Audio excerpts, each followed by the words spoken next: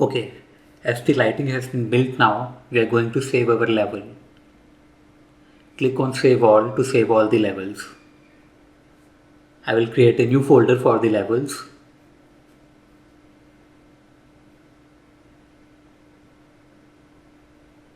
And give my level a name.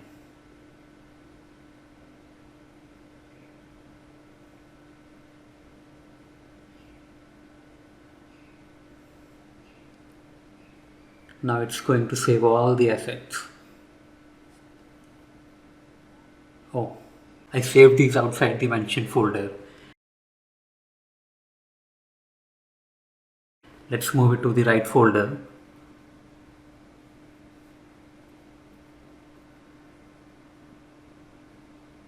This file here has the light build data for the level.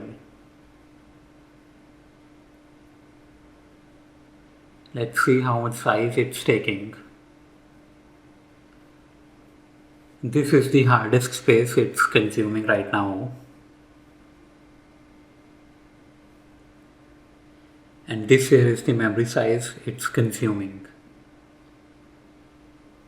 Keep in mind that this should not exceed 2 gigs or you won't be able to create the package. It's a limitation of Unreal Engine.